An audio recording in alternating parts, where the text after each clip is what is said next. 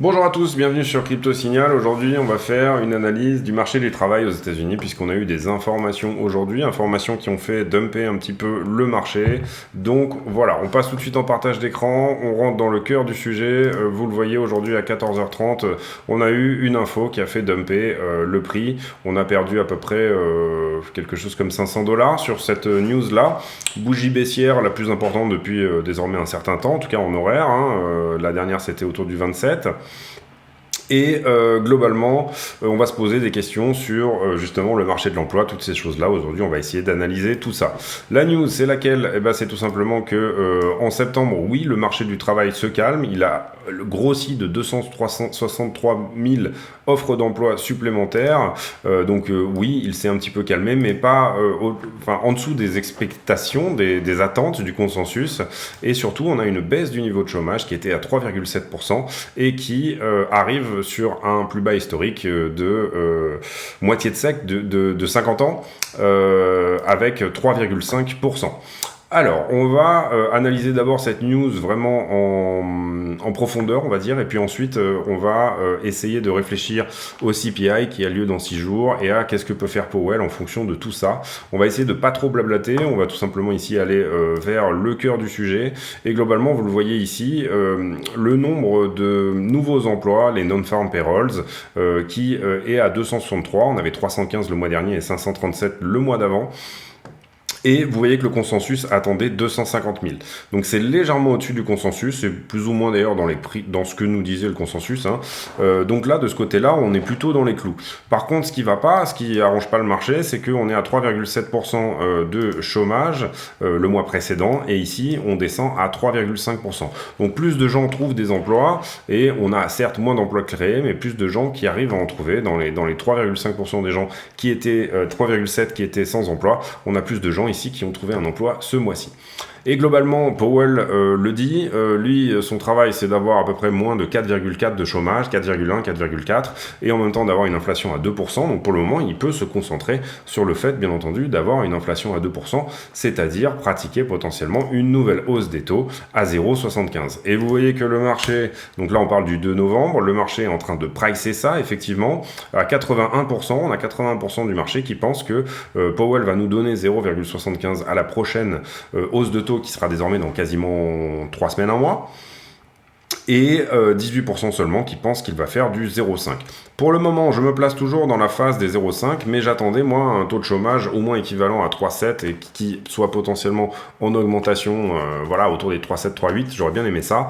Donc du coup, ça va pas du tout dans mon sens, cette histoire, mais vous allez voir que ça peut aller dans les deux sens également, et notamment c'est le CPI qui va nous donner ici le ton. Le CPI qui, vous le voyez, est actuellement à 8,3% sur le mois d'août, septembre, octobre, oui c'est ça, et on a un consensus pour le mois prochain qui prévoit 8,1, c'est-à-dire une diminution des prix à la consommation, et ça c'est plutôt une bonne chose. Seulement là on parle du headline CPI, c'est-à-dire le CPI total. CPI total qui est constitué de pétrole, de choses sur lesquelles la Fed ne peut pas agir, pétrole, commodité, le cuivre pour faire des appareils électriques, toutes ces choses-là, etc. Et d'autres choses sur lesquelles la Fed peut agir, qui est la demande, ce qui est réellement demandé, mais pas une demande induite, ce qui est réellement ce que vous allez consommer vous, etc. Et pour ça, la Fed contracte le crédit en augmentant les taux d'intérêt de manière à contracter, bien entendu, la demande, ça vous l'aurez compris. Vous voyez que le headline CPI, il est en train de diminuer, 9,1, 8,5, 8,3. On a un consensus là à 8,1. Donc si le marché nous donne 8,1 au niveau du 13 octobre, donc quand on aura le CPI bien entendu du mois de septembre, et ben du coup là ça pourrait donner du jus un petit peu pour monter au marché. Mais derrière ça on a ce qu'on appelle le core CPI. Qu'est-ce que le core CPI? C'est l'inflation de demande, cette fameuse demande au niveau des services. Je vais refaire mon jardin, je vais aller au magasin et m'acheter une bouteille de Dompé. tout ce que vous voulez, tout ce qu'il y a dans cette option de demande et qui peut potentiellement faire augmenter les prix, bien entendu. Et là, on avait eu 2 mois à 5,9 et le mois de août, septembre, octobre, j'y arrive, le mois de août nous avait donné 6,3, donc une augmentation, on avait eu ces chiffres autour du 13 septembre, une augmentation de cette demande, de cette inflation de demande. Le consensus pour le mois prochain, vous le voyez, il est à 6,5. Donc ça veut dire que le marché s'accorde à dire que oui, cette augmentation va être confirmée une deuxième fois. C'est-à-dire qu'on va continuer à augmenter au niveau de la demande autour de 6,5. Donc même si la prochaine fois, on a un core CPI à 6,5 et une inflation globale à 8,1, c'est ça ? Eh bien, le marché sera globalement content, et étant donné qu'en ce moment, le marché a énormément les fesses qui font bravo, eh bien, dès qu'il y a une non-news, c'est-à-dire qu'une mauvaise news ne s'accorde pas, n'est pas dans ce que peut nous donner tout simplement les vrais chiffres, c'est-à-dire qu'on n'aura pas ici de mauvaises surprises, si jamais on est à 8,1 et 6,5, et bien du coup, le marché pourrait ici dire, eh bien, en fait, je monte, tout simplement. C'est déjà dans les prix, donc du coup, bon, je voulais passer à l'achat si jamais ça se confirmait, donc je monte. Si on a quelque chose qui est en dessous du consensus, c'est très bien, le marché va forcément monter. Si on a des choses qui sont au-dessus du consensus, voire un CPI haussier, eh bien, à ce moment-là, le marché va, bien entendu, corriger fortement. On continue ici toujours sur les taux d'inflation et vous allez voir que je vous ai rajouté dans ma petite charte faite maison, eh bien tout simplement les attentes du consensus. C'est-à-dire que là, ce mois d'octobre, ce mois de septembre ici, on n'a pas les infos, je vous ai rajouté donc 6,5 les attentes du marché et donc du coup 1,6 puisqu'on a un total CPI attendu à 8,1. Ça, c'est ce que devrait nous donner le marché, c'est-à-dire on continue à contracter au niveau des commodités et on continue à augmenter au niveau de l'inflation de demande, d'accord ? On peut aussi éventuellement aller voir, si on veut confirmer cette baisse des commodités, qu'est-ce que nous a donné l'indice des commodités tout simplement, et là on se met en monthly et on regarde qu'est-ce que nous a donné l'indice des commodités au mois d'octobre.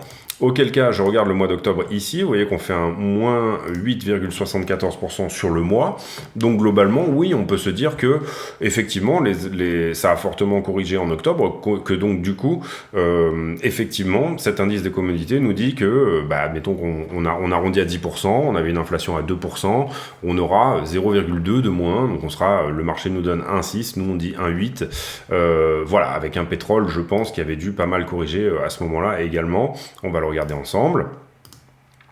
Un pétrole qui nous avait fait une correction de ouverture à clôture 10%. Donc du coup voilà, c'est ça un petit peu l'idée, c'est ce qu'il faut regarder. Bon, vous savez que c'est très difficile de jauger l'inflation de demande, mais au moins on aura effectivement potentiellement cette baisse, bien entendu, sur le mois d'octobre de l'inflation de l'offre. Le problème qu'on peut avoir, c'est que souvent cette inflation de l'offre, elle met du temps.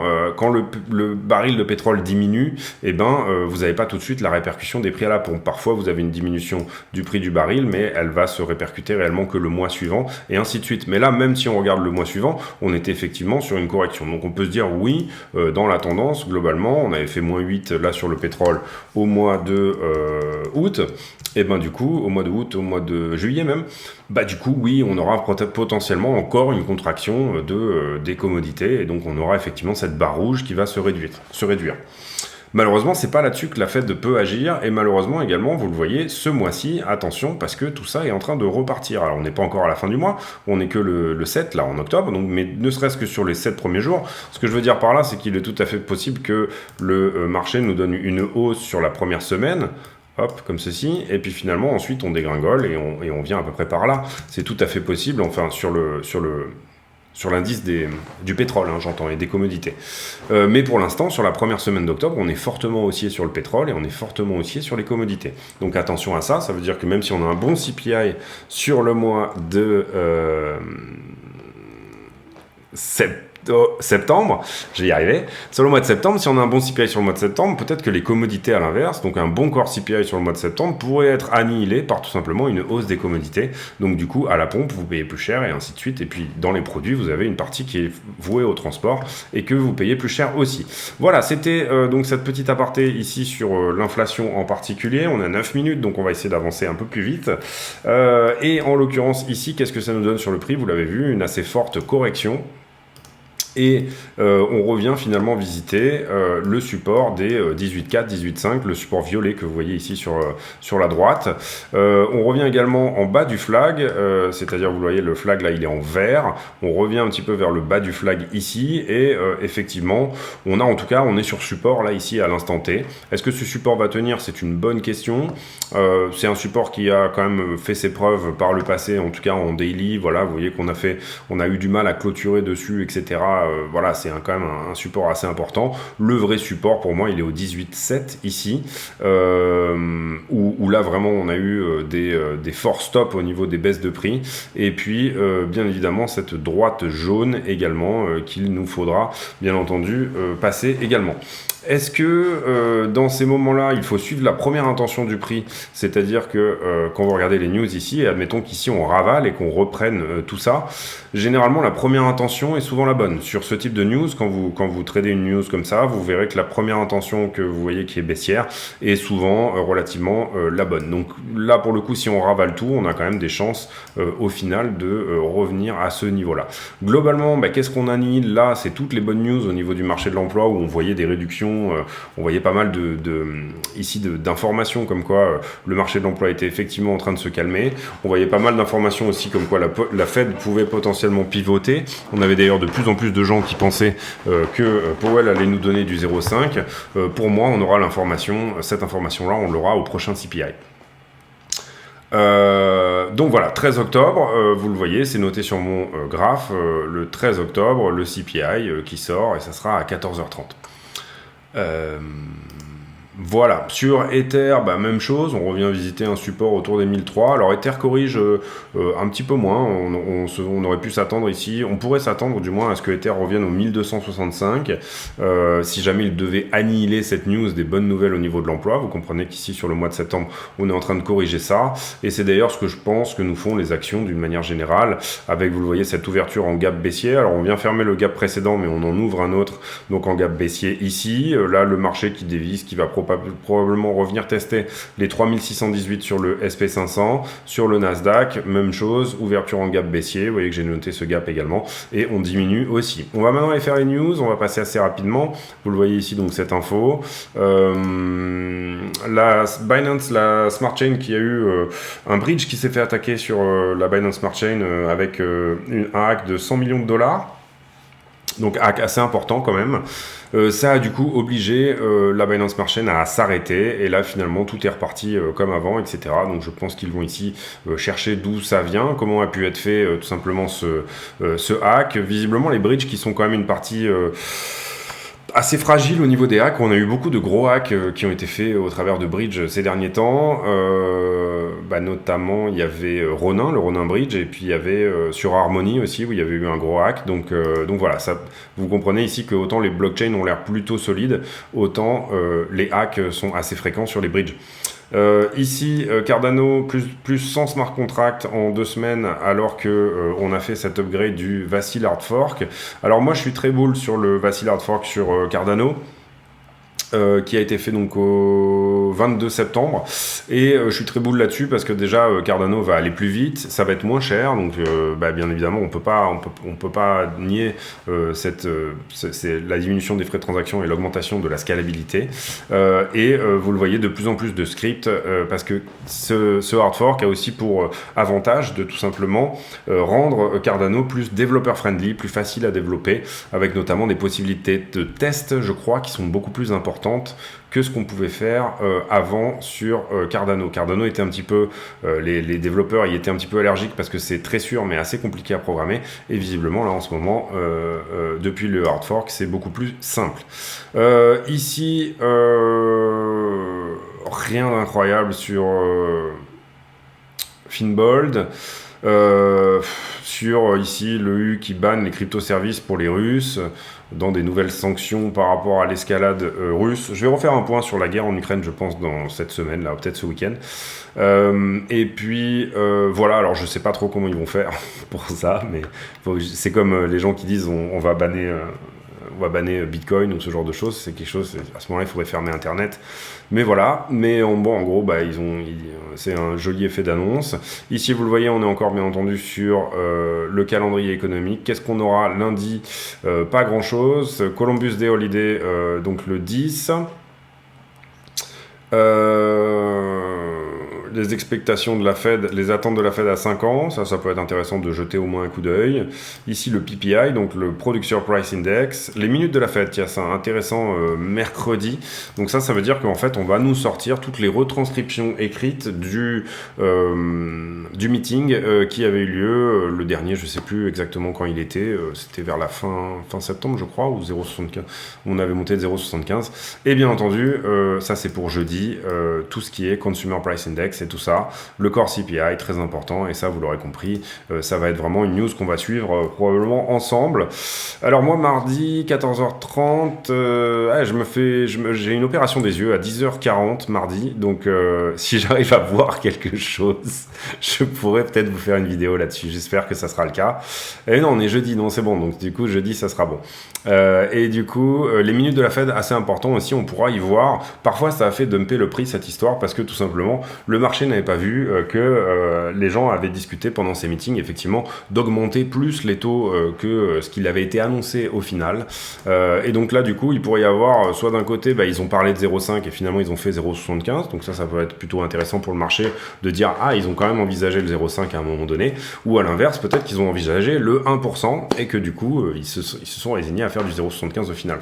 Tout ça sera une retranscription écrite, alors ne me demandez pas pourquoi ça sort 3 semaines après, mais une retranscription écrite de tout ce qui s'est dit pendant le dernier FOMC, donc meeting de la Fed.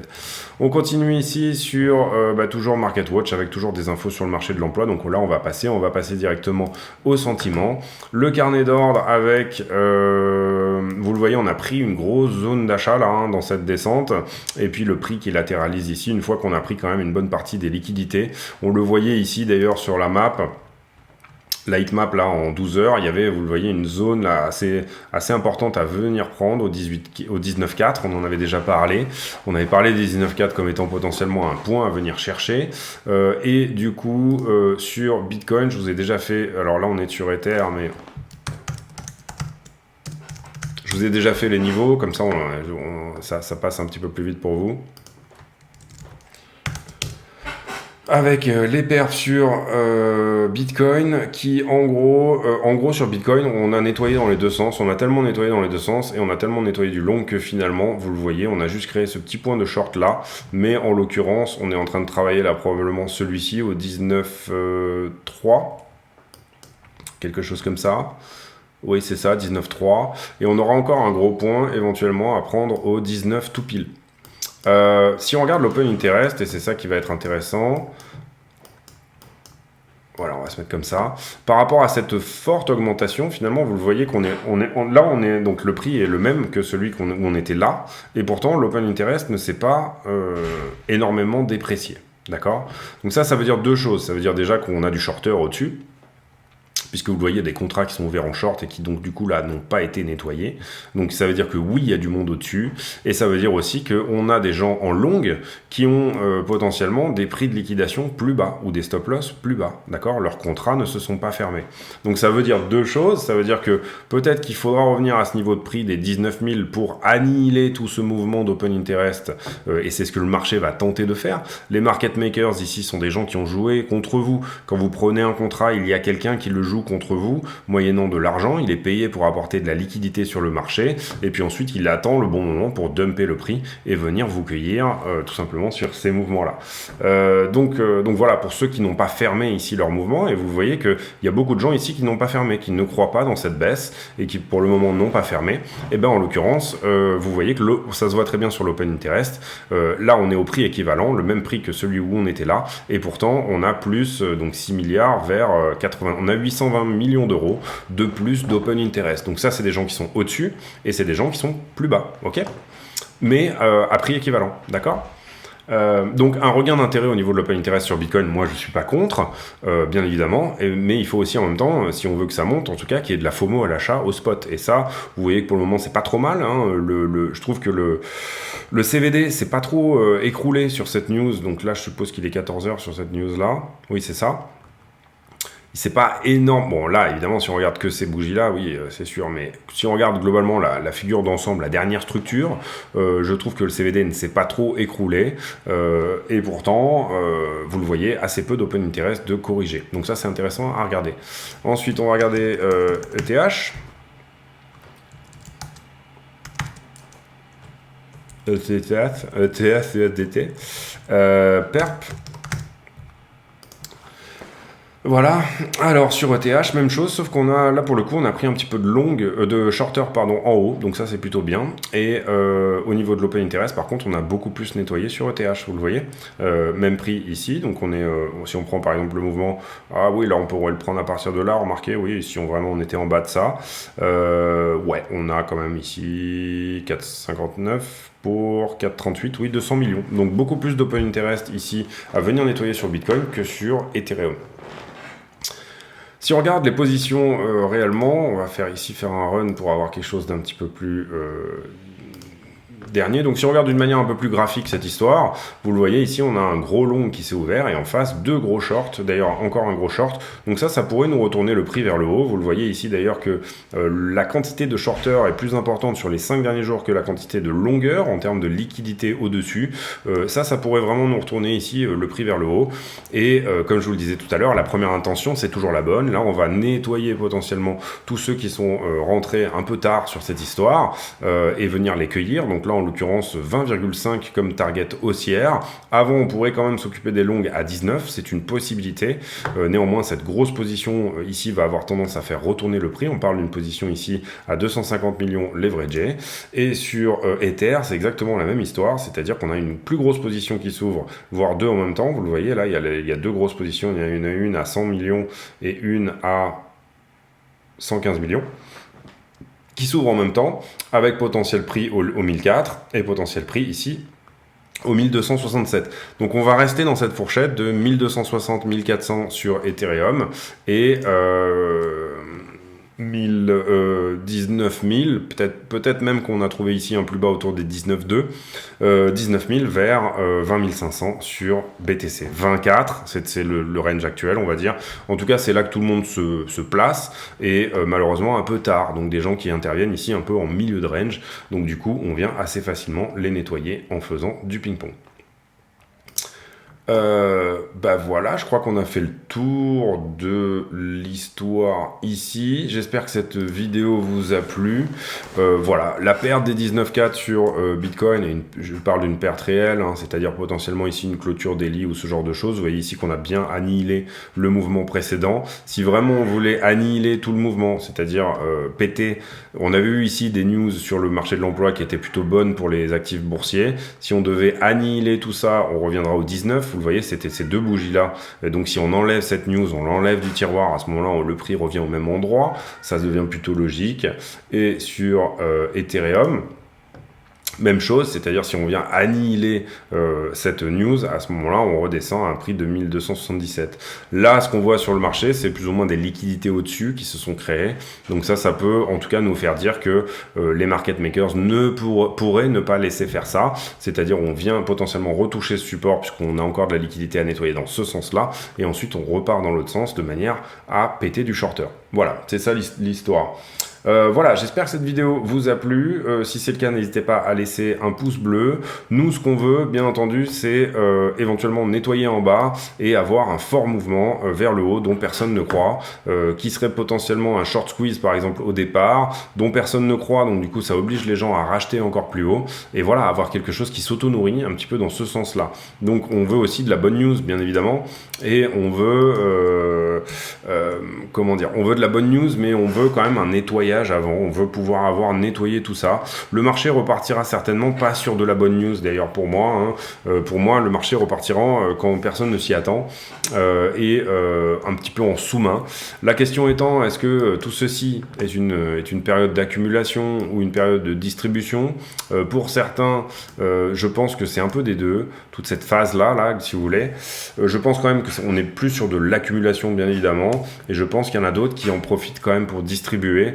Je pense aussi qu'on a ici beaucoup de gens qui sont dans l'attente, donc qui ne font rien. C'est-à-dire qu'on est vraiment dans l'attente d'un pas d'un pivot de la Fed, mais au moins d'informations comme quoi éventuellement tout ça va se calmer et tout ça pourrait potentiellement aller mieux. Donc les deux grosses informations du moment sur Bitcoin, c'est bien sûr la régulation et l'inflation.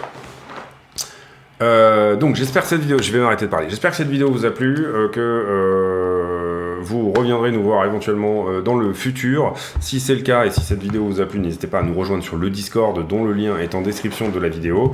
Vous abonner, activer la cloche des notifications pour être notifié de toutes les vidéos qui sortent. Il y en a une par jour globalement, en général en tout cas. Et puis bien entendu laisser un like, parce que ça c'est important, c'est ce qui peut pousser les vidéos vers le haut. Je crois que j'ai que 10% de likes sur les vidéos, donc surtout prenez ces 2-3 petites secondes pour le faire tout simplement. Encore une fois, si jamais le contenu vous a plu. Vous avez des liens d'affiliation également dans la description de la vidéo. Si vous avez en prévision d'ouvrir un compte sur un exchange, etc., n'hésitez pas à passer par les liens affiliés de la chaîne. Vous y gagnez et nous aussi. Et puis, encore une fois, rejoignez-nous sur le Discord. Sur le Discord, il faut se présenter, c'est-à-dire que quand vous rentrez, il faut faire une présentation. Est-ce que je suis plutôt trader, etc., toutes ces choses-là. Donc surtout, n'oubliez pas de le faire, sinon vous n'arriverez pas à rentrer. C'est tout pour moi. Oui, j'ai pour habitude de poser des questions à la con en fin de vidéo, c'est-à-dire voir et converser avec les gens qui ont regardé la vidéo jusqu'à la fin pour de questions complètement anodines qui n'ont rien à voir avec le cours du Bitcoin. La question du jour, elle sera par rapport... à vos clés. Est-ce que vous perdez souvent vos clés? Est-ce que vous êtes quelqu'un qui perd assez souvent ses clés? Alors moi, c'est pas le cas, mais dans mon foyer, pour ne citer personne, j'ai des gens qui perdent leurs clés assez souvent, et du coup, je commence à penser à faire éventuellement même une serrure digitale ou ce genre de truc, tout simplement parce que y a vraiment beaucoup de clés qui se perdent. Donc voilà, donc du coup, voilà, c'est une question à la con du jour, mais ça ne mange pas de pain, et voilà, c'est toujours intéressant d'en parler. Encore une fois, je vous souhaite à tous une très bonne journée et on se retrouve demain pour un nouveau point météo sur le Bitcoin face au dollar. Donc aujourd'hui, vous l'aurez compris, mauvaise nouvelle, un marché de l'emploi qui est toujours en surchauffe aux États-Unis avec 3,5%, donc un plein emploi, hein, on peut l'appeler comme ça, qui fait que les prix continuent à augmenter et qui donne toute l'attitude à Powell pour augmenter les taux de 0,75 au prochain meeting de la Fed. Je vous souhaite à tous une très bonne journée. On se retrouve demain pour un nouveau point météo sur le Bitcoin face au dollar. À bientôt.